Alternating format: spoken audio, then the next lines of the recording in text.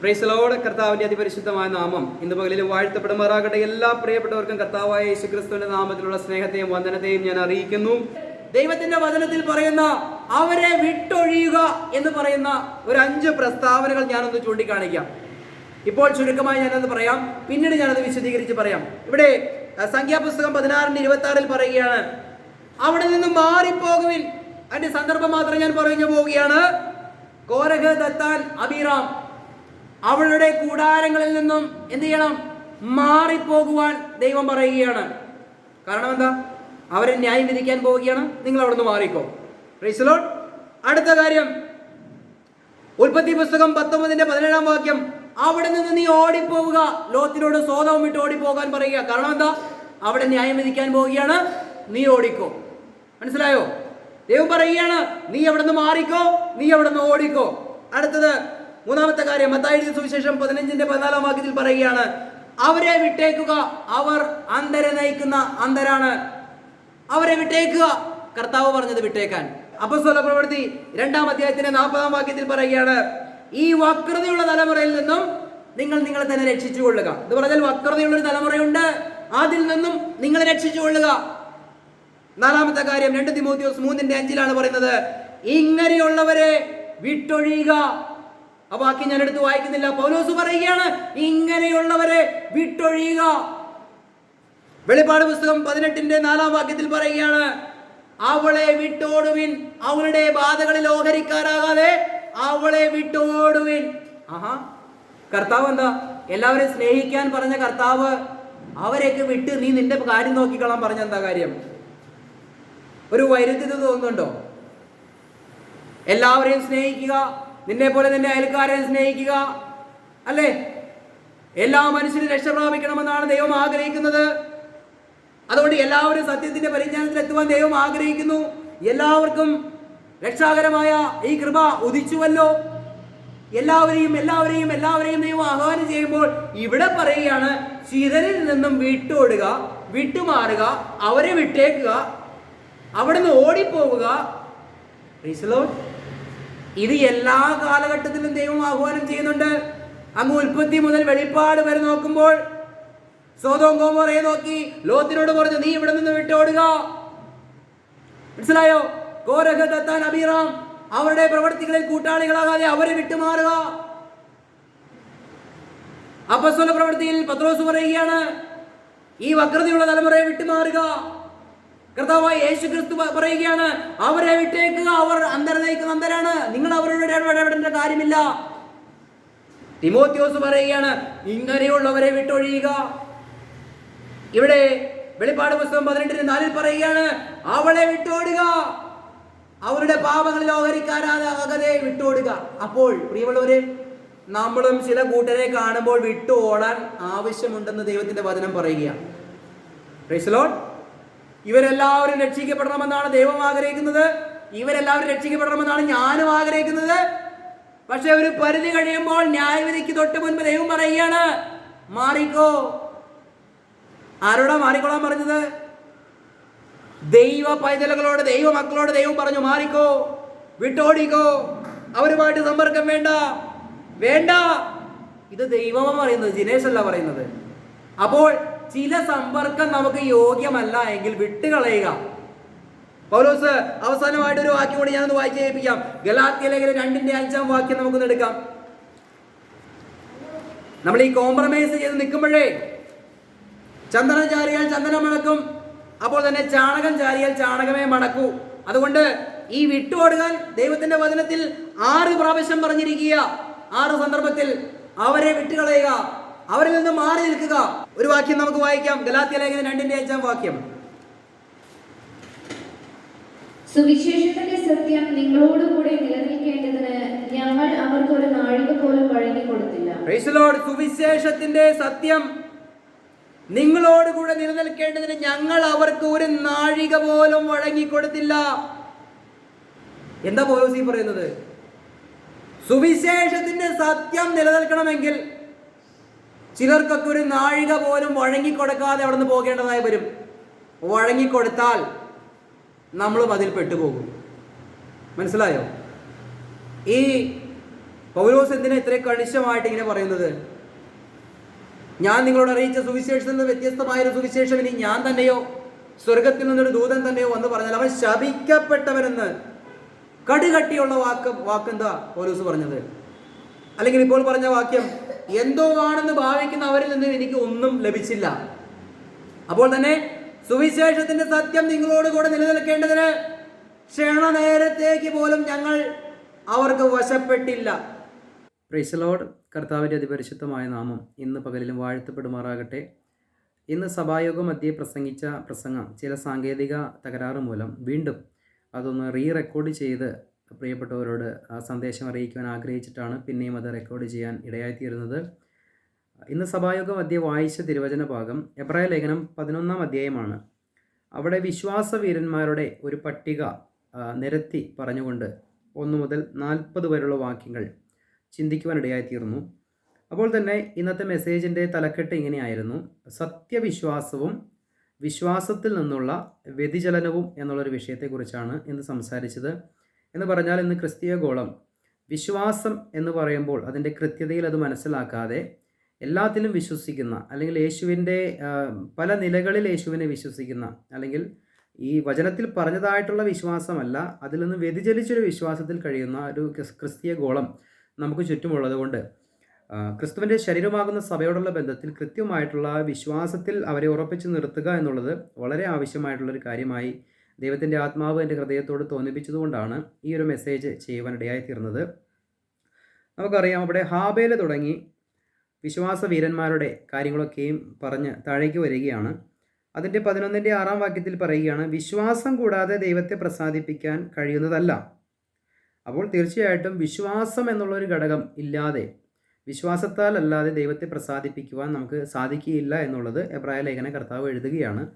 നമുക്കറിയാം, എബ്രായ ലേഖനം നമ്മുടെ റാപ്ചറിന് ശേഷം ഈ ഭൂമിയിൽ ദൈവം ഇസ്രായേലിനോടുള്ള ബന്ധത്തിൽ കാര്യങ്ങളെ വീണ്ടും ഇടപെടുമ്പോൾ എബ്രായർക്കുള്ള ഈ ലേഖനത്തിൽ വീണ്ടും കർത്താവായ യേശുക്രിസ്തു ആരെന്നും, യേശുക്രിസ്തു മോശയേക്കാൾ ശ്രേഷ്ഠനാണെന്നും യേശുക്രിസ്തു ദൂതന്മാരേക്കാൾ ശ്രേഷ്ഠനാണെന്നും അവർക്കൊരു ശബത്ത് വിശ്രമം ഇനി ലഭിക്കുവാനിരിക്കുന്നുവെന്നും, അപ്പോൾ തന്നെ യേശുക്രിസ്തു മഹാപുരോഹിതനാണെന്നും, അപ്പോൾ തന്നെ യേശുക്രിസ്തു എന്നേക്കുമായുള്ള ഏക യാഗം അർപ്പിച്ചിരിക്കുന്നു, ഇനി തുടർന്നുള്ള യാഗങ്ങളോ മൃഗയാഗങ്ങളോ ഒന്നുമില്ല, യേശുക്രിസ്തുവിൻ്റെ രക്തത്താൽ സകല പാപങ്ങളിൽ നിന്നും നമുക്ക് മോചനമുണ്ട്, ഇതിനെ മനഃപൂർവ്വം തിരസ്കരിച്ച് കളഞ്ഞാൽ ഇനി കാത്തിരിക്കുന്നത് ദൈവത്തിൻ്റെ കോപവും ക്രോധവുമാണ് എന്നൊക്കെ അവർക്ക് മുന്നറിയിപ്പ് കൊടുത്തിട്ട് പറയുകയാണ്.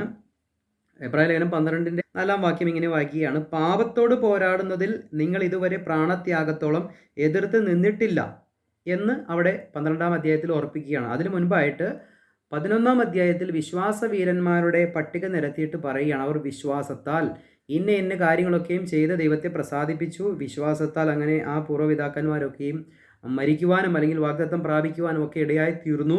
അതുകൊണ്ട് ഇവരെയെല്ലാം നോക്കി, ഇങ്ങനെ വിശ്വാസവീരന്മാരുടെ ഒരു നിരയുണ്ട്, അതുകൊണ്ട് ആ വിശ്വാസവീരന്മാരുടെ നിരകളെ നോക്കി വരുവാനിരിക്കുന്ന പ്രാണത്യാഗത്തോളം പിടിച്ചു നിൽക്കേണ്ടി വരുന്ന ഒരു മഹാപീഡാകാലം അതിജീവിക്കുവാൻ വേണ്ടി പൂർവ്വപിതാക്കന്മാരുടെ വിശ്വാസത്തെയും അവരുടെ പ്രവൃത്തികളെയും കുറിച്ച് പറഞ്ഞിട്ട് പറയുകയാണ്, വിശ്വാസത്തിൻ്റെ നായകനും പൂർത്തി വരുത്തുന്നവനുമായ യേശുക്രിസ്തുവിനെ നോക്കിയിട്ട് വേണം നിങ്ങൾക്ക് ഇനി മുന്നോട്ട് ഓടുവാൻ. കാരണം യേശുവിനെക്കുറിച്ച് അറിയാതെ യേശുവിനെ ക്രൂശിച്ച് കളഞ്ഞ അല്ലെങ്കിൽ കൊന്നുകളഞ്ഞ ഈ യഹൂദന്മാരോട്, അവരുടെ തലമുറയോട് യേശുക്രിസ്തു ആരെന്ന് തുടങ്ങി, യേശുക്രിസ്തു മോശയെക്കാളും ദൂതന്മാരെക്കാളും ശ്രേഷ്ഠനാണ്, യേശുക്രിസ്തു നിങ്ങളുടെ മശിഹിയാണ്, നിങ്ങളുടെ രക്ഷകനാണ്, യേശുക്രിസ്തു കാൽവരിയിൽ യാഗമായി തീർന്നിരിക്കുന്നു എന്നുള്ള കാര്യങ്ങൾ പ്രാരംഭം മുതലേ പഠിപ്പിച്ച് അവരെ ആ വിശ്വാസത്തിലൂടെ, ആ ശോധന നിറഞ്ഞ വിശ്വാസത്തിലൂടെ കടന്നു ചെന്ന് അവസാനം വരെ പിടിച്ചു നിന്ന് രക്ഷ പ്രാപിക്കേണ്ട ഒരു കാലഘട്ടം അവരെ അഭിമുഖീകരിക്കുമ്പോൾ അതിൽ അവരെ പ്രാപ്തരാക്കുവാൻ വേണ്ടിയിട്ടാണ് എബ്രായ ലേഖന കർത്താവ് എബ്രായ ലേഖനം എഴുതിയിരിക്കുന്നത്. അപ്പോൾ തന്നെ അവിടെ ഇന്ന് നാം ആയിരിക്കുന്ന കൃപായുഗത്തിലെ വിശ്വാസവും രക്ഷയും എങ്ങനെയെന്ന് നമുക്ക് പല പ്രാവശ്യം നമ്മൾ ചിന്തിച്ചിട്ടുള്ളതാണ്. എങ്കിലും കൃപയാലല്ലോ വിശ്വാസം മൂലം നിങ്ങൾ രക്ഷിക്കപ്പെട്ടിരിക്കുന്നത്, അതിന് നിങ്ങളുടെ പ്രവൃത്തി കാരണമല്ല എന്ന് പറയുമ്പോൾ 100% സൗജന്യമായിട്ടുള്ള രക്ഷയാണ് നമുക്കുള്ളത്. അപ്പോൾ തന്നെ ആ വിശ്വാസത്തിൽ നമ്മൾ നിലനിൽക്കുന്നുണ്ടോ എന്ന് പരിശോധിക്കേണ്ടത് ആവശ്യമാണ്. അപ്പോൾ തന്നെ എബ്രായ ലേഖനത്തിൽ പറഞ്ഞിരിക്കുന്ന 11-ാം അധ്യായത്തിൽ പറഞ്ഞിരിക്കുന്ന വിശ്വാസം, ആ വിശ്വാസത്തെയും അപ്പോൾ തന്നെ യുഗത്തിലെ വിശ്വാസത്തെയും നമ്മൾ കമ്പയർ ചെയ്യുമ്പോൾ ഈ രണ്ട് വിശ്വാസങ്ങൾക്ക് തമ്മിൽ വ്യത്യാസങ്ങളുള്ളതായി കാണുവാൻ സാധിക്കുന്നുണ്ട്. ഇവിടെ ഇതാ എബ്രായ ലേഖനം 11:7 പറയുകയാണ്, നോഹ വിശ്വാസത്താൽ നോഹ അതുവരെ കാണാതിരുന്നവയെ കുറിച്ച് അരുളപ്പാട് ലഭിച്ചിട്ട് ഭക്തി പൂണ്ട് തൻ്റെ കുടുംബത്തിൻ്റെ രക്ഷയ്ക്കായി ഒരു പെട്ടകം തീർത്തു. ഇവിടെ പറയുകയാണ്, വിശ്വാസത്താൽ നോഹ ദൈവത്തിൻ്റെ അരുളപ്പാട് കിട്ടിയപ്പോൾ തൻ്റെ കുടുംബത്തിൻ്റെ രക്ഷയ്ക്ക് വേണ്ടി പെട്ടകം തീർത്തു എന്നാണ് പറയുന്നത്. അപ്പോൾ നോഹയുടെ കാലം മുതൽ ഉള്ള കാര്യങ്ങളെ പറഞ്ഞു വരികയാണ്. അവിടെ വിശ്വാസവും പ്ലസ് പ്രവൃത്തിയും രക്ഷയ്ക്കായിട്ടുള്ള ആധാരമായിട്ടുള്ള ചില ദൈവിക അരുളപ്പാടിൻ്റെ ആ പ്രവൃത്തിയും വിശ്വാസവും കൂടി ചേർന്നപ്പോഴാണ് അവർക്കത് രക്ഷപ്പെടുവാൻ ഇടയായിത്തീർന്നത് എന്ന് എബ്രായ ലേഖന കർത്താവ് പറഞ്ഞിട്ട് താഴേക്ക് വരുമ്പോൾ 28 വാക്യം മുതൽ ഇവിടെ വിശ്വാസത്താൽ അവൻ കടിഞ്ഞൂലുകളുടെ സംഹാരകൻ അവരെ തൊടാതിരിപ്പാൻ പെസഹയും ചോരത്തിളയും ആചരിച്ചു എന്നിവിടെ പറയുകയാണ്. എന്ന് പറഞ്ഞാൽ മോശയുടെ കാലത്ത് പുറപ്പാട് എന്നുള്ളൊരു സംഭവത്തിന് വേണ്ടിയിട്ട് മോശയുടെ കാലത്ത് ദൈവം കാര്യങ്ങളെ ക്രമീകരിച്ചപ്പോൾ അവിടെ ഇതാ പെസഹ കുഞ്ഞാടിനെ അറുത്ത് ചോരത്തിളയോടുകൂടെ അവിടെ ആ രാത്രി ആ പെസഹ തിരുനാൾ ആചരിച്ച് അവർ പുറപ്പാടിന് വേണ്ടി ഒരുങ്ങുകയാണ്. അവിടെ വിശ്വാസത്താലാണ് അവരങ്ങനെ ചെയ്തത് എന്നുള്ളത് അവിടെ കാണിക്കുകയാണ്. തന്നെയുമല്ല, വിശ്വാസത്താൽ അവർ 7 ദിവസം ചുറ്റി നടന്നപ്പോൾ യെരിഹോ മതിൽ ഇടിഞ്ഞു വീണു. വിശ്വാസത്താൽ റാഹാബ് എന്ന വേശ്യ ഒറ്റുകാരെ സമാധാനത്തോടെ കൈക്കൊണ്ട് അവിശ്വാസികളോടുകൂടെ നശിക്കാതിരുന്നു. ഇവിടെയെല്ലാം പറയുന്നത് ഇവിടെ നമ്മൾ ശ്രദ്ധിച്ച കാര്യം നോഹയുടെ കാര്യവും മോശയുടെ കാര്യവും അല്ലെങ്കിൽ പുറപ്പാടിനുള്ള ബന്ധത്തിലും ഇപ്പോഴിതാ ഇവിടെ ആ യെരിഹോ പട്ടണം പിടിച്ചെടുത്ത ആ സംഭവത്തെക്കുറിച്ചും റാഹാബ് എന്ന വേശ്യസ്ത്രീ രക്ഷിക്കപ്പെട്ടതിനെക്കുറിച്ചും പറയുകയാണ്. അവിടെ വിശ്വാസത്തോടൊപ്പം ചില പ്രവൃത്തികൾ ആവശ്യമായിരുന്നു. അപ്പോൾ തന്നെ 11:6 പറയുകയാണ്, വിശ്വാസം കൂടാതെ ദൈവത്തെ പ്രസാദിപ്പിക്കുവാൻ കഴിയുന്നതല്ല. അപ്പോൾ എല്ലാ കാലഘട്ടത്തിലും വിശ്വാസം എന്നുള്ളത് അത്യാവശ്യമാണ്. അപ്പോൾ തന്നെ നോഹയുടെ കാലത്ത് വിശ്വാസവും അപ്പോൾ തന്നെ ഭയഭക്തി പൂണ്ട് പെട്ടകം പണിയുക എന്നുള്ളൊരു കാര്യം ആവശ്യമായിരുന്നു. മോശയുടെ കാലത്ത് വിശ്വാസവും അതോടൊപ്പം പെസഹ കുഞ്ഞാടിനെ അറുക്കുകയും അതിൻ്റെ ചോര തളിച്ച് അവർ ആ സംഹാരകൻ്റെ കോപം തട്ടാതെ പിടിച്ചു നിന്ന് അതിനെ അതിജീവിച്ച് അവർ മുന്നോട്ട് വന്നു, രക്ഷിക്കപ്പെട്ടു എന്നുള്ളത് നമുക്കവിടെ കാണാൻ സാധിക്കുകയാണ്. അപ്പോൾ തന്നെ യെരിഹോ പട്ടണം അതെങ്ങനെയാണ് അവർ പിടിച്ചെടുത്തതെന്ന് പഴയ നിയമത്തിൽ ചരിത്രത്തിൽ നമുക്കറിയാം. 7 ദിവസം ഇതേപോലെ ആ പട്ടണത്തിന് ചുറ്റും വലം വെച്ചു. അതിനുശേഷം 7-ാം ദിവസം 7 പ്രാവശ്യം വലം വെച്ചു. അതിനുശേഷം അവർ ദൈവത്തെ സ്തുതിച്ചപ്പോൾ ആ പട്ടണം താഴെ വീഴുവാൻ ഇടയായിത്തീർന്നു. അങ്ങനെ അവർ ആ പട്ടണം പിടിച്ചു. അപ്പോൾ വിശ്വാസത്തോടൊപ്പം ദൈവം പറഞ്ഞ ചില പ്രവൃത്തികളും അനുഷ്ഠിക്കേണ്ടതായി വന്നു എന്നുള്ളത് നമുക്ക് കാണാൻ സാധിക്കുന്നുണ്ട്. അപ്പോൾ തന്നെ റാഹാബ് എന്ന സ്ത്രീ അവൾ വെറും വിശ്വാസത്താലല്ല രക്ഷിക്കപ്പെട്ടത്, അവൾ വിശ്വാസവും തന്നെയുമല്ല തൻ്റെ അടുക്കിലേക്ക് വന്ന ആ ചാരന്മാരെ അവൾ വളരെ സൂക്ഷിച്ച് അവരെ സംരക്ഷിച്ച് ആ ദൈവത്തിൻ്റെ ദാസന്മാർക്ക് കൊടുക്കേണ്ട കരുതൽ കൊടുത്തിട്ടാണ് ദൈവം അങ്ങനെ അവളുടെ വിശ്വാസത്താലുള്ള അല്ലെങ്കിൽ വിശ്വാസത്താലും പ്രവൃത്തിയാലുമുള്ള ആ നീതീകരണം അവൾക്ക് ലഭിച്ചത്.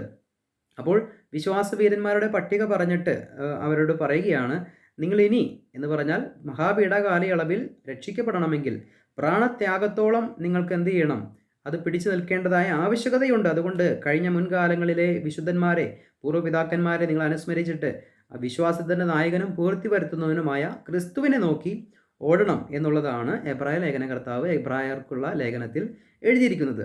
എന്നാൽ ഇന്ന് കൃപയുടെ സുവിശേഷം അഥവാ കൃപായുഗത്തിൽ വിശ്വാസം എന്നുള്ള ഒരു കാര്യം നമ്മൾ ചിന്തിക്കുമ്പോൾ നമുക്കറിയാം, വിശ്വാസം മൂലം കർത്താവായ യേശു ക്രിസ്തുവിലുള്ള ആഴമായ വിശ്വാസം, യേശു ക്രിസ്തുവിലുള്ള വിശ്വാസം എന്ന് പറയുമ്പോൾ കർത്താവ് നമുക്ക് ക്രൂശിൽ നിവർത്തിച്ച ആ രക്ഷണ്യ പദ്ധതിയിലുള്ള ആഴമായ വിശ്വാസവും സമർപ്പണവുമാണ് ഇന്ന് നമുക്ക് രക്ഷ നേടിത്തരുന്നത്. അതിനോട് കൂടെ നമ്മൾ എന്തെങ്കിലും ഒരു പ്രവൃത്തി ചെയ്യണമെന്ന് ഇവിടെ പറയുന്നില്ല. കാരണം 100% സൗജന്യമായിട്ടുള്ളൊരു രക്ഷാമാർഗമാണ് നമുക്ക് തന്നിരിക്കുന്നത്. അപ്പോൾ ഇന്ന് കൃപായുഗത്തിൽ ഇന്ന് നമ്മുടെ തലക്കെട്ടിൽ ചിന്തിച്ചതുപോലെ സത്യവിശ്വാസവും വിശ്വാസത്തിൽ നിന്നുള്ള വ്യതിചലനവും, ഈ കാലയളവിൽ നമുക്ക് നൽകിയിരിക്കുന്ന വിശ്വാസത്തിൽ നാം ഉറച്ചു നിൽക്കുന്നുണ്ടോ എന്നുള്ളത് നമുക്ക് പരിശോധിക്കേണ്ടത് ആവശ്യമാണ്. നമുക്കൊന്നായി കുറച്ച് വാക്യങ്ങളെ വായിക്കാം. പ്രാരംഭമായി കൃപായുഗത്തിലെ ഈ സുവിശേഷം ഭരമേൽപ്പിക്കപ്പെട്ട കർത്താവിൻ്റെ ദാസന്മാർ അല്ലെങ്കിൽ സുവിശേഷം ഭരമേൽപ്പിക്കപ്പെട്ടവർ ആ ശുശ്രൂഷ നിർവഹിക്കുമ്പോൾ ശുശ്രൂഷകന്മാർ എങ്ങനെയായിരിക്കണം എന്നുള്ളത് വചനത്തിൽ മുന്നറിയിപ്പ് നൽകിയിട്ടുണ്ട്. ആ ശുശ്രൂഷകന്മാരുടെ ഡ്യൂട്ടി എന്താണ്, ശുശ്രൂഷകന്മാരുടെ ശുശ്രൂഷയാൽ കേൾക്കുന്നവരുടെ ഡ്യൂട്ടി എന്താണ്, അങ്ങനെ എങ്ങനെയാണ് വിശ്വാസത്തിൽ നിലനിൽക്കാൻ കഴിയുന്നത് എന്ന് നമുക്ക് പരിശോധിക്കുമ്പോൾ പ്രാരംഭമായി ശുശ്രൂഷകന്മാർ എങ്ങനെയായിരിക്കണം എന്നുള്ളത് നമുക്കൊന്ന് ശ്രദ്ധിക്കാം. 1 തിമോത്തിയോസ് 3-ാം അധ്യായത്തിൻ്റെ 8, 9, 10 വാക്യങ്ങൾ. അവണ്ണം ശുശ്രൂഷകന്മാർ ഘനശാലികളായിരിക്കണം, ഇരുവാക്കുള്ളവരും മദ്യപന്മാരും ദുർലാഭമോഹികളും ആകരുത്. അവർ വിശ്വാസത്തിൻ്റെ മർമ്മം ശുദ്ധ മനസാക്ഷിയിൽ വെച്ചുകൊള്ളുന്നവർ ആയിരിക്കണം. അവരെ ആദ്യം പരീക്ഷിക്കണം. അനിന്യരായി കണ്ടാൽ അവർ ശുശ്രൂഷയേൽക്കട്ടെ. പ്രത്യേകമായി പറഞ്ഞിരിക്കുന്ന ഒരു കാര്യമാണ്, അവർ വിശ്വാസത്തിൻ്റെ മർമ്മം ശുദ്ധ മനസാക്ഷിയിൽ വെച്ചുകൊള്ളുന്നവർ ആയിരിക്കണം. പ്രിയമുള്ളവരെ, ഇവിടെ പറഞ്ഞിരിക്കുന്ന ഈ കാര്യം നമ്മൾ എപ്പോഴും പറയുന്നതാണ്. പൗലോസിൽ ഒരു മർമ്മം വെളിപ്പെട്ടു, മറഞ്ഞിരുന്ന മാർമിക സത്യമാണ് താൻ പറയുന്നത്. ഇത് പൂർവ്വകാലങ്ങളിൽ മറഞ്ഞിരുന്നതായിരുന്നു, ഇതൊരു മിസ്റ്ററിയാണ്, ഇതൊരു മർമ്മമാണ് എന്നൊക്കെ പറയുന്നുണ്ട്. എന്താണ് ഈ സംഭവം എന്ന് ഈ ഗ്രേസ് ഗോസ്പൽ പറയുന്ന കുറച്ച് പേർക്കല്ലാതെ ഇന്ന് ആഗോളമായി നോക്കിയാൽ ക്രിസ്തീയ ഗോളത്തിന് ഈ കാര്യം പിടികിട്ടിയിട്ടില്ല. അപ്പോൾ പൗലോസ് തിമോത്തിയോസിന് ലേഖനം എഴുതുമ്പോൾ പറയുകയാണ്, അവർ വിശ്വാസത്തിൻ്റെ മർമ്മം ശുദ്ധ മനസാക്ഷിയിൽ വെച്ചുകൊള്ളുന്നവർ ആയിരിക്കണം. വിശ്വാസത്തിൻ്റെ മർമ്മം എന്ന് പറഞ്ഞാൽ എന്താണ്? അനാദികാലം മറഞ്ഞിരുന്ന ഈ മാർമിക സത്യം, കർത്താവായ യേശു ക്രിസ്തുവിൻ്റെ ക്രൂശിലൂടെയുള്ള സൗജന്യ രക്ഷ, അത് വിശ്വാസത്താൽ നമുക്ക് നീതീകരണം പ്രാപിച്ച് റാപ്ചറിൽ എടുക്കപ്പെടുകയും നമ്മൾ സ്വർഗത്തിലേക്ക് പോവുകയും പിന്നീട് 1000 ആണ്ടിന് ശേഷം പുത്തനാം യെരുശലേമിലേക്ക് നമ്മൾ ദൈവത്തോടൊപ്പം നിത്യതയിലേക്ക് കടക്കുന്ന ഒരു അനുഗ്രഹിക്കപ്പെട്ടതായിട്ടുള്ളൊരു സുവിശേഷം, അല്ലെങ്കിൽ ആ സുവിശേഷം നൽകുന്ന പ്രത്യാശയിലേക്ക് എത്തിച്ചേരുവാൻ ഈ വിശ്വാസത്തിൽ നിലനിൽക്കേണ്ടതും, അപ്പോൾ തന്നെ ഈ വിശ്വാസത്തിൻ്റെ മർമ്മം ഹൃദയത്തിൽ സൂക്ഷിക്കേണ്ടതും ആവശ്യമാണ്. അപ്പോൾ ശുശ്രൂഷകരായവർ ആദ്യം മനസ്സിലാക്കേണ്ട കാര്യം ഈ മിസ്റ്ററി ഗോസ്പലാണ്. Rightly divide the word of God എന്ന് പറയുമ്പോൾ അതിനെ തരംതിരിച്ച് മനസ്സിലാക്കി ഈ മാർമിക സത്യം ഹൃദയത്തിൽ വെക്കുന്നവരായിരിക്കണം ശുശ്രൂഷകന്മാർ എന്നാണ് പറയുന്നത്. എന്നാൽ നിർഭാഗ്യകരമെന്ന് പറയട്ടെ, ഇന്ന് നമ്മുടെ ക്രിസ്തീയ ഗോളത്തിൽ ഈ മിസ്റ്ററി മനസ്സിൽ സൂക്ഷിക്കുന്ന എത്ര ശുശ്രൂഷകന്മാരുണ്ട് എന്നുള്ളത് എൻ്റെ പ്രിയപ്പെട്ടവർ ചിന്തിക്കുക. അപ്പോൾ ആദ്യത്തെ ഈ മാനദണ്ഡം തന്നെ ക്രിസ്തീയ ഗോളത്തിൽ തെറ്റിക്കിടക്കുകയാണ് എന്നുള്ളത് ആദ്യം തന്നെ ചിന്തിക്കുക.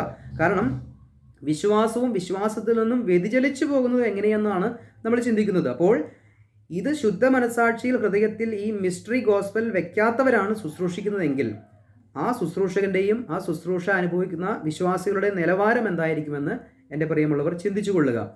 നമുക്ക് അടുത്ത കാര്യം ഒന്ന് ചിന്തിക്കാനുള്ളത് 1 തിമോത്തിയോസ് 1-ാം അധ്യായത്തിൻ്റെ 3, 4, 5, 6 വാക്യങ്ങൾ നമുക്കൊന്ന് ചിന്തിക്കാം.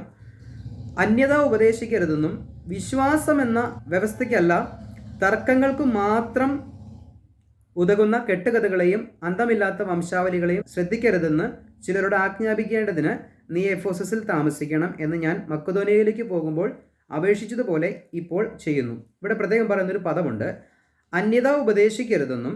എന്ന് പറഞ്ഞാൽ ദൈവത്തിൻ്റെ വചനത്തിന് നിരക്കാത്ത കാര്യങ്ങളൊന്നും ഉപദേശിക്കരുതെന്നും വിശ്വാസമെന്ന ദൈവ വ്യവസ്ഥയ്ക്കല്ല തർക്കങ്ങൾക്ക് മാത്രം ഒതുങ്ങുന്ന കെട്ടുകഥകളെയും അന്തമില്ലാത്ത വംശാവലികളെയും ശ്രദ്ധിക്കാതിരിക്കുക എന്നിവിടെ പ്രത്യേകം പറയുകയാണ്.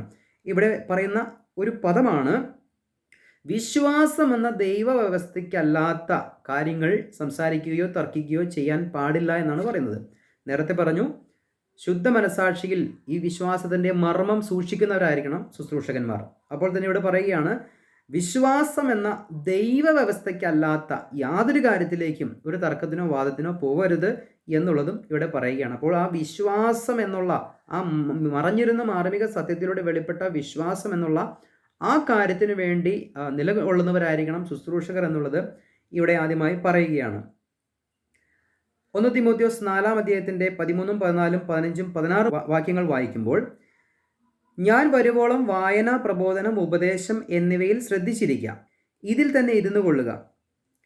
16-ാം വാക്യത്തിൽ വായിക്കുകയാണ്, നിന്നെ തന്നെയും ഉപദേശത്തെയും സൂക്ഷിച്ചു കൊള്ളുക, ഇതിൽ ഉറച്ചു നിൽക്കുക, അങ്ങനെ ചെയ്താൽ നീ നിന്നെയും നിന്റെ പ്രസംഗം കേൾക്കുന്നവരെയും രക്ഷിക്കും. ഇവിടെ വളരെ കൃത്യമായിട്ട് പൗലോസ് തിമോത്തിയോസിനോട് പറയുകയാണ്, വായനയിലും പ്രബോധനത്തിലും ഉപദേശത്തിലും ശ്രദ്ധിക്കണം എന്ന് പറയുകയാണ്. നമുക്കറിയാം, എഫെസ്യ ലേഖനം 3-ാം അധ്യായത്തിൻ്റെ താഴേക്കുള്ള വാക്യങ്ങളിൽ വായിക്കുമ്പോൾ പറയുന്നുണ്ട്, ക്രിസ്തുവിൻ്റെ ഈ മറഞ്ഞിരിക്കുന്ന മാർമിക സത്യത്തെക്കുറിച്ച് തനിക്ക് വെളിപ്പെട്ടുവെന്നും അത് ഇന്നതാണ് എന്നുള്ളതും, അല്ലെങ്കിൽ തനിക്കതിനെക്കുറിച്ചുള്ള ഉൾക്കാഴ്ച ഇന്നതാണെന്നും നിങ്ങളിത് വായിച്ചാൽ മനസ്സിലാക്കാൻ കഴിയുമെന്നാണ് പൗലോസോട് പറഞ്ഞിരിക്കുന്നത്. എന്ന് പറഞ്ഞാൽ തിരുവചന ഭാഗങ്ങളെ വീണ്ടും വീണ്ടും അത് വായിക്കുമ്പോഴാണ് ഈ മറഞ്ഞിരുന്ന മാർമിക സത്യം, പൗലോസിന് വെളിപ്പെട്ട സുവിശേഷം എന്തെന്ന് തിരിച്ചറിയാൻ നിങ്ങൾക്ക് കഴിയുകയുള്ളൂ എന്നുള്ളത് പൗലോസ് എഫെസ്യ ലേഖനത്തിൻ്റെ 3-ാം അധ്യായത്തിൽ പറയുന്നുണ്ട്. ഇവിടെ തിമോത്തിയോസിനോടുള്ള ലേഖനത്തിൽ വീണ്ടും പറയുകയാണ്, ഞാൻ വരുവോളം വായന, പ്രബോധനം, എന്ന് വെച്ചാൽ വചനങ്ങൾ വായിച്ചുകൊണ്ടിരിക്കുക, വായിക്കുമ്പോൾ ആ സത്യങ്ങളെ മനസ്സിലാക്കാൻ പറ്റും, അങ്ങനെ അത് പ്രബോധിപ്പിക്കാൻ പറ്റും, അങ്ങനെ അത് ഉപദേശിക്കാൻ പറ്റും, അങ്ങനെ വളരെ ശ്രദ്ധയോടുകൂടി നീ അതിൽ തന്നെ ഇരിക്കുക എന്ന് പറയുകയാണ്. അപ്പോൾ തന്നെ പറയുകയാണ്, നീ നിന്നെ തന്നെയും നിന്റെ ഉപദേശത്തെയും സൂക്ഷിച്ചു കൊള്ളുക. അപ്പോൾ എന്ത് സംഭവിക്കും?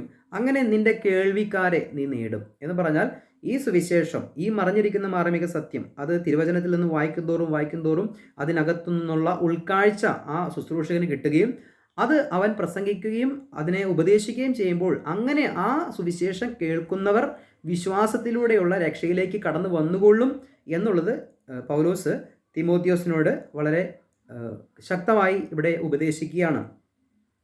1 തിമോത്തിയോസ് 6:20-21 വാക്യത്തിൽ പറയുകയാണ്, അല്ലയോ തിമോത്തിയോസേ, നിന്റെ പക്കൽ ഏൽപ്പിച്ചിരിക്കുന്ന ഉപനിധി കാത്തുകൊണ്ട് ജ്ഞാനമെന്ന വ്യാജമായ പേർ പറയുന്നതിൻ്റെ ഭക്തിവിരുദ്ധമായ വ്രതാലാപങ്ങളും തർക്കസൂത്രങ്ങളെയും ഒഴിഞ്ഞു നിൽക്കാം. ആ ജ്ഞാനം സ്വീകരിച്ച് ചിലർ വിശ്വാസം വിട്ട് തെറ്റിപ്പോയിരിക്കുന്നു. ഇവിടെ അതാണ് പറഞ്ഞിരിക്കുന്നത്. തിമോത്തിയോസിനോട് പറയുകയാണ്, നിന്റെ പക്കൽ ഭരമേൽപ്പിച്ചിട്ടുള്ള ഈ ഒരു കാര്യത്തിൽ, നിന്നെ ഏൽപ്പിച്ചിരിക്കുന്ന കാര്യത്തിൽ നീ വളരെ വിശ്വസ്തയോടുകൂടി നീ അതിനെ കാത്തുകൊള്ളുക. മറ്റൊന്നിലേക്ക് നീ പോകാതെ കൃത്യമായ ആ സുവിശേഷത്തിൽ തന്നെ ഇരുന്നു കൊള്ളുക. അങ്ങനെ എന്ത് ചെയ്യുകയാണ്?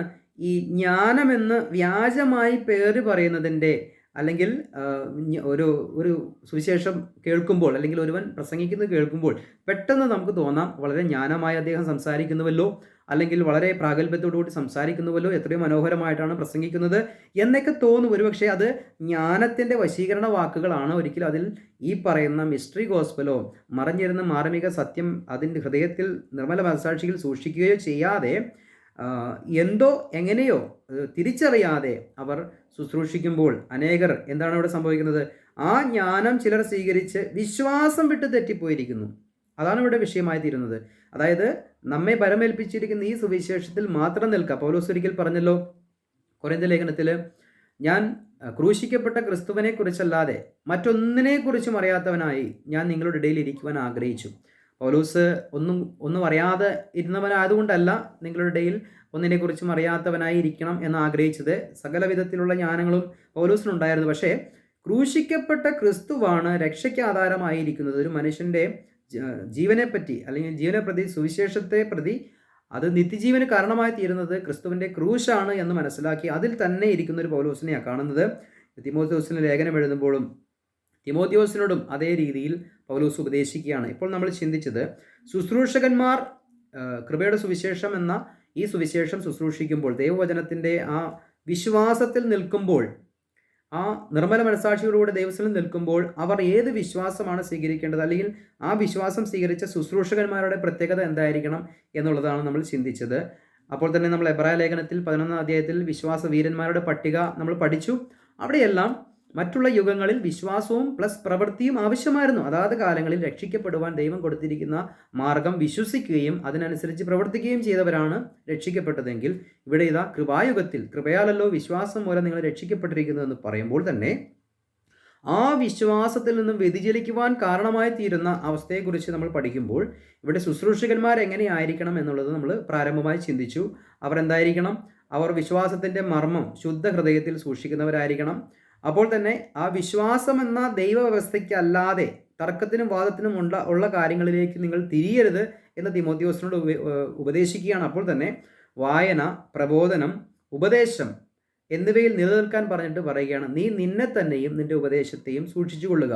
അങ്ങനെ നീ നിന്റെ ശ്രോതാക്കളെ നീ നേടിയെടുക്കും, നിന്റെ കേൾവിക്കാരെ നീ നേടും, കർത്താവിന് വേണ്ടി നേടിയെടുക്കാൻ കഴിയും. മറ്റൊരു ടെക്നിക്കും ഇതിനു വേണ്ടി ഉപയോഗിക്കേണ്ട, നീ അതിൽ തന്നെ ഇരുന്നാൽ മതി എന്നാണ് പൗലോസ് തിമോത്തിയോസിന് പറയുന്ന കാര്യം. തന്നെയുമല്ല, നിന്നെ ഭരമേൽപ്പിച്ചിരിക്കുന്ന ആ വിശ്വാസം അതിനു വേണ്ടി തന്നെ നീ ഇരിക്കുക എന്നുള്ളത് പൗലോസ് തിമോത്തിയോസിനോട് പറയുകയാണ്.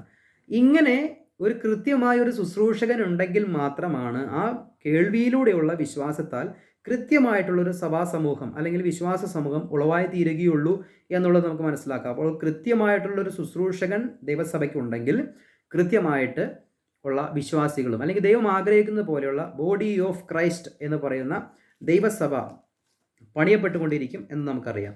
അതിനു വേണ്ടിയിട്ടാണ് എഫെസ്യ ലേഖനം 4:11 വാക്യത്തിൽ പറയുന്നുണ്ട്, അവൻ ചിലരെ അപ്പോസ്തലന്മാരായും ചിലരെ പ്രവാചകന്മാരായും ചിലരെ സുവിശേഷകന്മാരായും ചിലരെ ഇടയന്മാരായും ഉപദേഷ്ടാക്കന്മാരായും നിയമിച്ചിരിക്കുന്നു.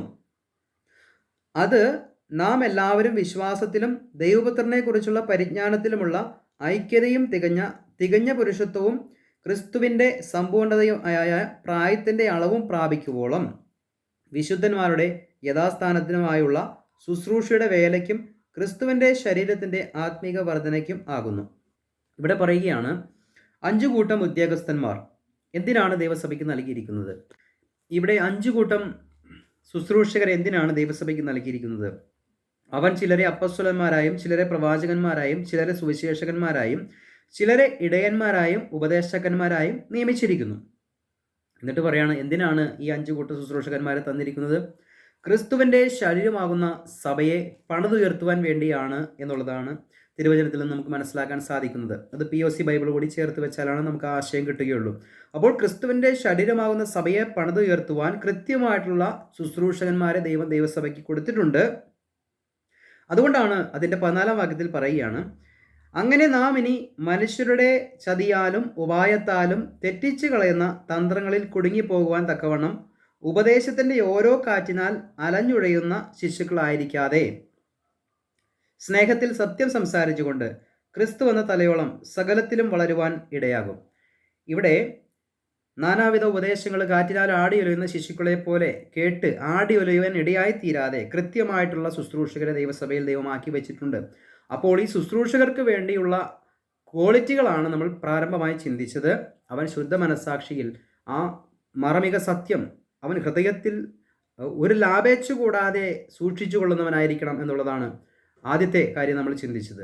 അപ്പോൾ തന്നെ തുടർന്ന് നമ്മൾ വിശ്വാസം എന്ന വ്യവസ്ഥയ്ക്ക് ദൈവവ്യവസ്ഥയ്ക്ക് ഉതകുന്ന രീതിയിലായിരിക്കണം നമ്മുടെ ശുശ്രൂഷ എന്നുള്ളത് നമുക്ക് മനസ്സിലാക്കാൻ സാധിച്ചു. അങ്ങനെ ഒരു ശുശ്രൂഷകൻ എന്ന നിലയിൽ കൃത്യമായിട്ടുള്ള ശുശ്രൂഷ സഭയിൽ ചെയ്തു കഴിഞ്ഞാൽ കൃത്യമായിട്ട് ദൈവം ആഗ്രഹിക്കുന്ന പോലെയുള്ള ദൈവസഭകളായി തീരുവാനും അല്ലെങ്കിൽ വിശ്വാസ സമൂഹമായി തീരുവാനും ക്രിസ്തുവിൻ്റെ ശരീരത്തെ പണിതുയർത്തുവാനും അതുകൊണ്ട് കഴിയും എന്നുള്ളത് നമുക്ക് പ്രാരംഭമായി ചിന്തിക്കുവാൻ കഴിഞ്ഞു.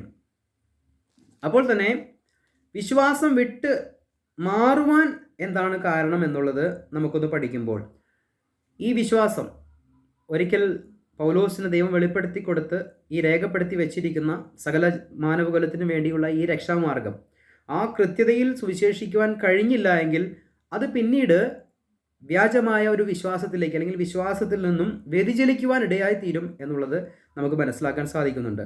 1 തിമോത്തിയോസ് 4-ാം അധ്യായത്തിൻ്റെ 1-ാം വാക്യം, എന്നാൽ ഭാവി കാലത്ത് ചിലർ വ്യാജ ആത്മാക്കളെയും ഭൂതങ്ങളുടെ ഉപദേശങ്ങളെയും ആശ്രയിച്ച് ബോഷ്ക് പറയുന്നവരുടെ കപടത്താൽ വിശ്വാസം ത്യജിക്കും എന്ന ആത്മാവ് തെളിവായി പറയുന്നു. ഇവിടെ ഭാവി കാലത്ത് ഉണ്ടാകാൻ ഇരിക്കുന്ന ഒരു പ്രത്യേക സവിശേഷതയെക്കുറിച്ച് പരിശുദ്ധാത്മാവ് വളരെ വ്യക്തമായി പറഞ്ഞു കൊടുക്കുകയാണ്. എന്താണ് സംഭവിക്കാൻ പോകുന്നത്? അതായത് ചിലർ വ്യാജ ആത്മാക്കളെയും ഭൂതങ്ങളുടെ ഉപദേശങ്ങളെയും ആശ്രയിച്ചിട്ട് ബോഷ്ക് പറയുന്നവരുടെ കപടത്താൽ വിശ്വാസം ത്യജിക്കും. അപ്പോൾ ഈ സത്യത്തിന് വിരോധമായി ഇവിടെ വ്യാജമായ ചില കാര്യങ്ങൾ, വ്യാജമായ ആത്മാവോടുകൂടെ, പരിശുദ്ധാത്മാവിലല്ല വ്യാജ ആത്മാവിലും ഭൂതങ്ങളുടെ അല്ലെങ്കിൽ പൈശാചികമായിട്ടുള്ള ആ ലോകത്തിൻ്റെ വശീകരണത്താൽ വശീകരിക്കപ്പെട്ട് ചില ശുശ്രൂഷകർ അവർ വ്യാജമായിട്ട് ഈ ഒരു ബോഷ്ക് എന്ന തലത്തിൽ ഈ സുവിശേഷത്തെ മാറ്റി മറ്റൊരു സുവിശേഷമായി പറയുമ്പോൾ അനേകർ അത് കേട്ട് ആ വരും കാലങ്ങളിൽ ആ വിശ്വാസം ത്യജിക്കും എന്നാണ് പറയുന്നത്. ഏത് വിശ്വാസം? യേശുവിലുള്ള വിശ്വാസം ത്യജിക്കുമെന്നല്ല പറഞ്ഞത്. പൗലോസ് ഇപ്പോൾ പറയുന്ന ഈ മിസ്റ്ററി മാർമിക സത്യത്തിലുള്ള വിശ്വാസം, ആ വിശ്വാസത്തിൽ നിന്ന് ത്യജിച്ചു പോകുവാൻ ഇടയായിത്തീരും.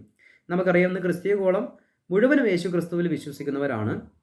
ആരും തന്നെ യേശുവിൽ അവിശ്വസിക്കുന്നവരില്ല, എല്ലാവർക്കും യേശുവിനെ വേണം. പക്ഷേ പൗലോസ് ഇവിടെ പറയുന്ന ഈ വിശ്വാസം എന്ന് പറയുന്നത് ആ മാർമിക സത്യത്തിലൂടെ വെളിപ്പെട്ട ക്രിസ്തു എന്ന നമ്മുടെ പാപങ്ങൾക്ക് വേണ്ടി മരിച്ചടക്കപ്പെട്ട് ഉയർത്തെഴുന്നേറ്റ ക്രിസ്തു എന്ന ദൈവിക മർമ്മത്തെ അല്ലെങ്കിൽ ആ കൃത്യതയിൽ നിന്നുകൊണ്ട് ശുശ്രൂഷിക്കാൻ കഴിഞ്ഞില്ല എങ്കിൽ, അല്ലെങ്കിൽ ക്രൂശിക്കപ്പെട്ട ക്രിസ്തുവിനെ പ്രസംഗിക്കാൻ കഴിഞ്ഞില്ല എങ്കിൽ അവിടെ മറ്റൊരു യേശുവിലോ മറ്റൊരു ആത്മാവിലോ മറ്റൊരു സുവിശേഷത്തിലോ വിശ്വസിക്കുന്നത് പോലെയുള്ള ആ വിശ്വാസത്തിൽ നിന്നുമുള്ള വ്യതിചലനം സംഭവിക്കും എന്നുള്ളത് നമുക്ക് മനസ്സിലാക്കിയെടുക്കാൻ സാധിക്കുന്നുണ്ട്. 1 തിമോത്തിയോസ് 6-ാം അധ്യായത്തിൻ്റെ 8, 9, 10 വാക്യങ്ങൾ വായിച്ചു കഴിഞ്ഞാൽ വിശ്വാസത്തിൽ നിന്നും വ്യതിചലിക്കുന്ന മറ്റൊരു കാരണത്തെക്കുറിച്ച് പറയുന്നത് ദ്രവ്യാഗ്രഹമാണ് സകല ദോഷത്തിനും കാരണം. ദ്രവ്യാഗ്രഹം കാംക്ഷിച്ചിട്ട് ഇവിടെ പറയുകയാണ് 10-ാം വാക്യം, ദ്രവ്യാഗ്രഹം സകലവിധ ദോഷത്തിനും മൂലമല്ലോ. ഇത് ചിലർ കാംക്ഷിച്ചിട്ട് വിശ്വാസം വിട്ടുഴന്ന് ബഹുദുഃഖങ്ങൾക്ക് അധീനരായി തീർന്നിരിക്കുന്നു. ഇവിടെ പറയുകയാണ് വിശ്വാസം വിട്ടുഴന്ന് ബഹുദുഃഖങ്ങൾക്ക് അധീനരായി തീർന്നിരിക്കുന്നു. എന്താണ് കാരണം? ദ്രവ്യാഗ്രഹം, പണത്തോടുള്ള ആർത്തിയാണ് വിശ്വാസത്തെ മാറ്റി നിർത്തി അത് വിട്ടുകളഞ്ഞിട്ട് ബഹുവിധമായിട്ടുള്ള ദുഃഖത്തിലേക്കും അല്ലെങ്കിൽ പ്രവണതയിലേക്കും ജനം മാറിപ്പോകുന്നത് എന്നുള്ളത് ഇവിടെ പറയുകയാണ്. അപ്പോൾ വിശ്വാസത്തിൽ നിന്നും മാറിപ്പോകാൻ കാരണം ഒന്ന്, പൈശാചികൻ്റെ തന്ത്രങ്ങളുണ്ട് അതിൻ്റെ പുറകിൽ. അതുപോലെ തന്നെ ഭൂതങ്ങളുടെയും പൈശാചികൻ്റെയും ഉപദേശം കേട്ട് ബോഷ്ക് പറയുന്നവരുടെ കപടത്താൽ ആ ശുശ്രൂഷകന്മാരിൽ അത് പ്രവർത്തിച്ച് അനേകരെ തെറ്റിച്ചു കളയുന്നു. എന്ന് പറഞ്ഞാൽ ഈ ഹൃദയത്തിൽ ശുദ്ധ മനസാക്ഷിയിൽ മാർമിക സത്യം നിർമ്മലമായി സൂക്ഷിക്കാൻ കഴിവില്ലാത്ത ശുശ്രൂഷകരെ സാത്താനും അവൻ്റെ ആത്മാവിലും തെറ്റിച്ചു കളഞ്ഞ് ബോഷ്ക് പറഞ്ഞ് മനുഷ്യരെ തെറ്റിക്കുവാൻ ഇടയായിത്തീരുന്നു എന്നുള്ളത് നമ്മൾ ചിന്തിച്ചു. അപ്പോൾ തന്നെ ധനമോഹമാണ് എല്ലാത്തിൻ്റെയും തിന്മയുടെ അടിസ്ഥാന കാരണം എന്ന് പറയുന്നു. ഒരർത്ഥത്തിൽ അത് ശരിയാണ്. കാരണം സാമ്പത്തികമായ ചില കാര്യങ്ങൾക്ക് വേണ്ടി നമ്മൾ ഈ ശുദ്ധ ഹൃദയത്തിൽ, ഈ മനസാക്ഷിയിൽ ഈ മിസ്റ്ററി ഗോസ്പൽ സൂക്ഷിക്കാതെ മറ്റുള്ള കാര്യത്തിലേക്ക് നമ്മൾ അല്പമായിട്ട് നമ്മുടെ കാലുകൾ വഴുതി പോകാൻ സാധ്യതയുണ്ട്. അങ്ങനെ സംഭവിക്കുമ്പോൾ സ്വാഭാവികമായും അവർ വിശ്വാസത്തിൽ നിന്നും ത്യജിച്ചു പോകുവാൻ, നാം അറിയാതെ തന്നെ വിശ്വാസത്തിൽ നിന്നും പുറത്തു പോകുവാൻ ഇടയായിത്തീരും എന്നുള്ളത് ഇവിടെ നമുക്ക് കാണാൻ സാധിക്കുകയാണ്. ദ്രവ്യാഗ്രഹത്തെക്കുറിച്ച് നമ്മൾ ചിന്തിച്ചപ്പോൾ തന്നെ പൈശാചികമായിട്ടുള്ള പ്രവൃത്തിയാലും അപ്പോൾ തന്നെ മനുഷ്യൻ്റെ തെറ്റായ ചില ഈ ദ്രവ്യാഗ്രഹത്തിൻ്റെ പേരിലുള്ള അല്ലെങ്കിൽ ദ്രവ്യാഗ്രഹത്താൽ വശീകരിക്കപ്പെട്ട് ഈ ലോകത്തെ മുഴുവനും വ്യതിചലിപ്പിക്കുന്ന ഒരു പ്രവണതയിലേക്ക് പോകുമ്പോൾ മനുഷ്യനാലും ഈ ഉപദേശം മാറിപ്പോകുവാൻ ഇടയായിത്തീരുകയാണ്. അപ്പോൾ തന്നെ മനുഷ്യൻ ഉണ്ടാക്കിയെടുക്കുന്ന വിവിധമായിട്ടുള്ള ഉപദേശങ്ങൾ, കാറ്റിനാൽ ആടിയുലയുന്ന ശിശുക്കളെ പോലെ മനുഷ്യരെ ആക്കി തീർക്കുന്ന നാനാവിധത്തിലുള്ള ഉപദേശങ്ങൾ നമുക്കറിയാം. കഴിഞ്ഞ ദിവസം വളരെ സങ്കടത്തോടുകൂടെ പൊതുവേദിയിൽ പറയുന്നത് വളരെ ബുദ്ധിമുട്ടാണ്. നാം ആരാധിച്ചു വരുന്ന ദൈവം ദൈവമല്ല, അത് സാത്താനാണ് എന്ന് പറഞ്ഞ് പഠിപ്പിക്കുന്നവർ പോലും നമ്മുടെ ഇടയിൽ എഴുന്നേറ്റ് വന്നിരിക്കുകയാണ്. നമ്മൾ ആരാധിക്കുന്ന ദൈവത്തെ പോലും പിടിച്ച് സാത്താനാക്കുന്ന ഒരു ഉപദേശം നിലനിൽക്കുന്ന കാലഘട്ടത്തിലാണ് നമ്മൾ നിൽക്കുന്നത്. അപ്പോൾ വിശുദ്ധിയെ അശുദ്ധി എന്നും അശുദ്ധിയെ വിശുദ്ധി എന്നും വിളിക്കുന്ന ഒരു തലമുറയുടെ നടുവിലാണ് നമ്മൾ നിൽക്കുന്നത്. അതുകൊണ്ടാണ് ഇവിടെ പൗലോസ് കൃത്യമായി തിമോത്തിയോസിന് ലേഖനം എഴുതുമ്പോൾ ആ വിശ്വാസത്തിൽ നിൽക്കേണ്ടതും കൃത്യമായിട്ടുള്ള സുവിശേഷത്തിൽ നിൽക്കേണ്ടതും അല്ലെങ്കിൽ തന്നെ പരമേൽപ്പിച്ചതിൽ മാത്രം ഇരിക്കേണ്ടതും, നീ നിന്റെ തന്നെയും നിന്റെ പ്രബോധനത്തെയും സൂക്ഷിച്ചു കൊള്ളുക, അങ്ങനെ നിന്റെ ശ്രോതാക്കളെ നീ നേടും എന്നൊക്കെ കൃത്യമായിട്ടുള്ള ഉപദേശം അങ്ങനെ കൊടുക്കുന്നതായിട്ട് നമുക്ക് കാണാൻ സാധിക്കുന്നുണ്ട്. അന്ത്യകാലത്തിൻ്റെ ഒരു പ്രവണതയാണ് വിശ്വാസത്തിൽ നിന്നും ത്യജിക്കുമെന്നുള്ളത്. നമുക്കറിയാം, വെളിപ്പാട് പുസ്തകത്തിലെ 5-ാം മുദ്ര പൊട്ടിക്കഴിയുമ്പോൾ അവിടെ രക്തസാക്ഷി മരണങ്ങൾ സംഭവിക്കുന്നുണ്ട്. എന്ന് പറഞ്ഞാൽ ഈ സുവിശേഷം പറയുന്നവരെ ഒരുപാട് പീഡനങ്ങൾക്കിരയാക്കി, അങ്ങനെ ഈ ഒരു കാലത്ത് രാജ്യത്തിൻ്റെ സുവിശേഷം തിരസ്കരിച്ചപ്പോഴാണ് കൃപയുടെ സുവിശേഷം തുറന്ന് ജാതികൾക്ക് വേണ്ടി രക്ഷ കൊടുത്തത്. എന്നാൽ ജാതികളും ഈ സുവിശേഷത്തെ തിരസ്കരിക്കുമ്പോൾ വീണ്ടും ജാതികളുടെ പദ്ധതി നിർത്തിയിട്ട് ദൈവം വീണ്ടും യഹൂദരിലേക്ക് തിരിയും എന്നുള്ളത് നമുക്കവിടെ കാണാൻ സാധിക്കുന്നുണ്ട്. അപ്പോൾ അന്ത്യകാലത്തിൻ്റെ ഒരു പ്രത്യേകതയാണ് ഈ വിശ്വാസം ത്യജിച്ചു കളയും. ഒരാൾ പോലും ഈ സുവിശേഷം കേൾക്കുമ്പോൾ അത് വിശ്വസിക്കാൻ കഴിയാത്തൊരു സ്റ്റേജിലേക്ക് വരും. അതധികം താമസമൊന്നുമില്ല. കർത്താവിൻ്റെ വരവ് ഏറ്റവും അടുത്തിരിക്കുന്നത് കൊണ്ട് നമുക്കത് മനസ്സിലാക്കാൻ സാധിക്കുന്നുണ്ടെങ്കിലും ഒരു ചെറിയ ശേഷിപ്പ് എല്ലാ കാലഘട്ടത്തിലും കർത്താവിനോട് ചേർന്നിരിക്കുന്നത് പോലെ ഒരു ശേഷിപ്പ് അന്ത്യകാലത്തും ഉണ്ടാകും. അതിനുശേഷം ഈ സുവിശേഷത്തിനൊരു തിരസ്കരണം സംഭവിക്കും. അങ്ങനെ വീണ്ടും ദൈവരാജ്യ സുവിശേഷത്തിലേക്ക് കാര്യങ്ങൾ മാറ്റപ്പെടും എന്നുള്ളത് നമുക്കറിയാം. ഇത്രയും കാര്യങ്ങൾ നമ്മൾ ചിന്തിച്ചപ്പോൾ പ്രാരംഭമായി നമ്മൾ ചിന്തിച്ചത് പൂർവ്വപിതാക്കന്മാരുടെ വിശ്വാസത്തെക്കുറിച്ചും വരാനിരിക്കുന്ന 7 വർഷത്തെ പീഡാകാലം അതിജീവിക്കേണ്ടത് എങ്ങനെയെന്ന് ആ വിശ്വാസികൾ ഒരുക്കിയെടുക്കുന്ന ഉപദേശത്തെക്കുറിച്ച് നമ്മൾ ശ്രദ്ധിച്ചു. അപ്പോൾ തന്നെ കൃപായുഗത്തിലുള്ള വിശ്വാസം എന്തെന്നും ആ വിശ്വാസം സംരക്ഷിക്കുവാൻ വേണ്ടി ദൈവമാക്കി വച്ചിരിക്കുന്ന ശുശ്രൂഷകന്മാരെക്കുറിച്ചും അപ്പോൾ തന്നെ ആ ശുശ്രൂഷകന്മാർ എങ്ങനെ ആയിരിക്കണം എന്നതിനെക്കുറിച്ചും ചിന്തിച്ചു. അപ്പോൾ തന്നെ ഈ ശുശ്രൂഷകന്മാർ കൃത്യതയിൽ നിന്നില്ല എങ്കിൽ അവരെ തെറ്റിച്ചു കളയുവാൻ പിശാചിൻ്റെ പ്രബോധനവും അല്ലെങ്കിൽ സാത്താൻ്റെ ഇടപെടലുകളും സാത്താൻ്റെ തന്ത്രങ്ങളും അതിൻ്റെ പുറകിൽ പ്രവർത്തിച്ച് മനുഷ്യനാൽ തന്നെ ശുശ്രൂഷകന്മാരാൽ തന്നെ ഈ അന്ത്യകാലത്ത് ആ വിശ്വാസം ത്യജിക്കും എന്നുള്ളത് ആത്മാവ് തെളിവായി പറയുന്നു എന്നുള്ളതാണ് നമ്മൾ ചിന്തിച്ചത്. അപ്പോൾ തന്നെ ഇങ്ങനെ ഇരിക്കുന്നൊരു കാലഘട്ടത്തിൽ ദൈവത്തിൻ്റെ വചനം നമ്മളോട് പറയുന്ന മറ്റു ചില പ്രത്യേകതകളെ കൂടി നമുക്കൊന്ന് ചിന്തിക്കാം. ദൈവവചനത്തിൽ ദൈവം എപ്പോഴും പറയുന്നൊരു കാര്യമാണ്, സകല മനുഷ്യർക്കുമുള്ള ദൈവകൃപ ഉദിച്ചുവല്ലോ. സകല മനുഷ്യരും സത്യം അറിയണമെന്നും എല്ലാവരും രക്ഷിക്കപ്പെടണമെന്നും ഉള്ളതാണ് ദൈവം ആഗ്രഹിക്കുന്നത്. അപ്പോൾ തന്നെ എല്ലാവരെയും സ്നേഹിക്കണം എന്ന് പറയുന്ന ദൈവം തന്നെ ഈ അന്ത്യകാലത്തിൻ്റെ ഒരു പ്രത്യേകതയ്ക്ക് നമുക്കൊരു ചെറിയ മുന്നറിയിപ്പ് നൽകുന്നുണ്ട്. 2 തിമോത്തിയോസിൻ്റെ ലേഖനം 3-ാം അധ്യായത്തിൻ്റെ 5-ാം വാക്യത്തിൽ ഇങ്ങനെ പറയുകയാണ്, ഭക്തിയുടെ വേഷം ധരിച്ച് അതിൻ്റെ ശക്തിയെ ത്യജിക്കുന്നവരുമായിരിക്കും. അങ്ങനെയുള്ളവരെ വിട്ടൊഴിയുക. എന്നെ വളരെ ശ്രദ്ധിപ്പിച്ച ഒരു ചിന്തയാണ് അങ്ങനെയുള്ളവരെ വിട്ടൊഴിയുക. ഇവിടെ ഇതാ എല്ലാവരെയും സ്നേഹിക്കണമെന്നും എല്ലാവരോടും സുവിശേഷം പറയണമെന്നും എല്ലാവരും രക്ഷിക്കപ്പെടണമെന്നും ആഗ്രഹിക്കുന്ന ദൈവം ഇവിടെ പറയുകയാണ് അങ്ങനെയുള്ളവരെ വിട്ടൊഴിയുക. അതെന്തിനാണ് ദൈവം അങ്ങനെ പറയുന്നത്? ഞാനതിനെക്കുറിച്ച് ചിന്തിച്ചപ്പോൾ 5-6 വാക്യ ശകലങ്ങൾ പല കാലഘട്ടത്തിലും ദൈവം ഈ വാക്ക് ഉപയോഗിച്ചിട്ടുണ്ട് എന്നുള്ളത് മനസ്സിലാക്കാൻ സാധിച്ചു. പ്രിയമുള്ളവരെ, എനിക്കും നിങ്ങൾക്കും ഈ അന്ത്യകാലത്തോടുള്ള ബന്ധത്തിൽ ദൈവം ഒരു മുന്നറിയിപ്പ് നൽകുകയാണ്. ചിലരെ നമ്മൾ സുവിശേഷം പറഞ്ഞിട്ടും അല്ലെങ്കിൽ അവരെ ചേർത്ത് പിടിക്കാൻ ശ്രമിച്ചിട്ടും ആ സുവിശേഷം പറഞ്ഞിട്ടും അവർ തിരസ്കരിക്കുകയാണെങ്കിൽ, അങ്ങനെ ഒരു ലോകത്തിൻ്റെ നടുവിലാണ് നമ്മൾ ഇരിക്കുന്നത്. സുവിശേഷം പറയുമ്പോൾ തിരസ്കരിക്കുന്ന അല്ലെങ്കിൽ സുവിശേഷത്തെ തിരസ്കരിച്ച് അവർ തന്നെത്താൻ നാശയോഗ്യരായി തീരുന്ന ഒരു സിറ്റുവേഷനിൽ ദൈവം പറയുകയാണ് ഇനി അവിടെ പണിയെടുത്തിട്ട് കാര്യമില്ല. കാരണം നിങ്ങൾ മാറി രക്ഷപ്പെടുക, നിങ്ങൾ മാറി വിട്ടൊഴിയുക, അവിടെ നിന്ന് മാറിപ്പോവുക എന്നുള്ളൊരു സന്ദേശം ദൈവവചനത്തിൽ നമുക്ക് നൽകുകയാണ്. ഈ അന്ത്യകാലത്തിൻ്റെ ഒരു പ്രത്യേകതയാണ്. സുവിശേഷം എല്ലാവരോടും പറയുവാൻ നമ്മൾ ബാധ്യസ്ഥരാണ്. എന്നാൽ കർത്താവ് തന്നെ വചനത്തിൽ എല്ലാ കാലഘട്ടത്തിലും സൊദോം ഗൊമോറയും കത്തിക്കുമ്പോൾ എന്താ ലോത്തിനോട് പറഞ്ഞത്? നീ അവിടെ വിട്ട് ഓടിപ്പോവുക എന്നാ പറഞ്ഞത്. ഇനി അവരെ രക്ഷിക്കുവാൻ നോക്കിയിട്ട് കാര്യമില്ല. അങ്ങനത്തെ ഒരു കാലഘട്ടത്തിലാണ് ദൈവം അവിടെ നിന്ന് മാറി നിൽക്കാൻ പറയുന്നതിൻ്റെ മുന്നറിയിപ്പ്. അത് ഏറ്റെടുക്കുമ്പോൾ ഈ കാലഘട്ടത്തിലും നമ്മുടെ ഹൃദയത്തോട് ദൈവം സംസാരിക്കുകയാണ്. ചിലരെ, അങ്ങനെയുള്ളവരെ വിട്ടൊഴിയുക.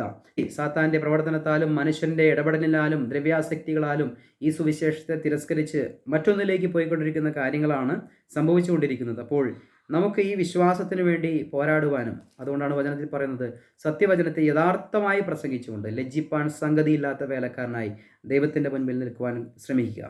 അപ്പോൾ വിശ്വാസം എന്നുള്ളത് ഓരോ കാലഘട്ടത്തിലും ആ വിശ്വാസവും അതിൻ്റെ പ്രവൃത്തിയും വ്യത്യാസമായിരിക്കുന്നു. എല്ലാം ദൈവത്തിൽ തന്നെയാണ് വിശ്വാസമെങ്കിലും അതാത് കാലങ്ങളിൽ ദൈവം ഒരുക്കിയിരിക്കുന്ന ആ വിശ്വാസം എന്ന് പറയുമ്പോൾ അതിനൊരു പ്രത്യേകതയുണ്ട്.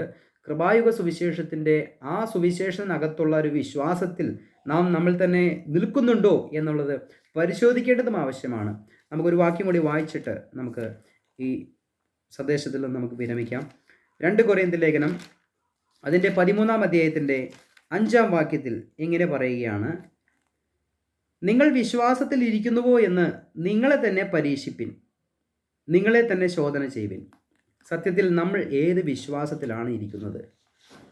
യേശുവിനെ എങ്ങനെയെങ്കിലും വിശ്വസിച്ചാൽ നമ്മൾ സ്വർഗത്തിലെത്തുകയില്ല.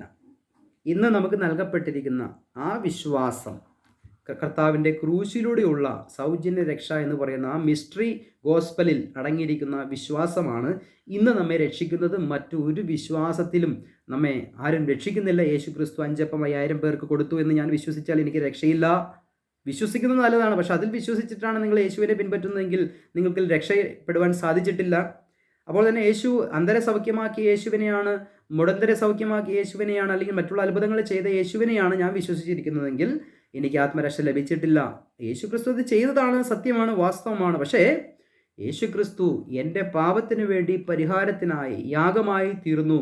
അതെനിക്ക് നിത്യജീവന് അവകാശം ലഭിക്കുവാനിടയായി തീർന്നു, ദൈവമകനായി ഇടയായി തീർന്നു എന്നിത്യാദി കാര്യങ്ങൾ ക്രിസ്തുവിൻ്റെ ക്രൂശിനോടുള്ള ബന്ധത്തിൽ ആഴമായി വിശ്വസിക്കുന്നുവെങ്കിൽ മാത്രമാണ് നമുക്ക് ഈ കൃത്യമായിട്ടുള്ള വിശ്വാസത്തിൽ നാം നിലനിൽക്കുന്നു എന്ന് പറയാൻ കഴിയുകയുള്ളൂ. ഈ വചനങ്ങളാലും വാക്കുകളാലും ദൈവം നമ്മെ അനുഗ്രഹിക്കട്ടെ.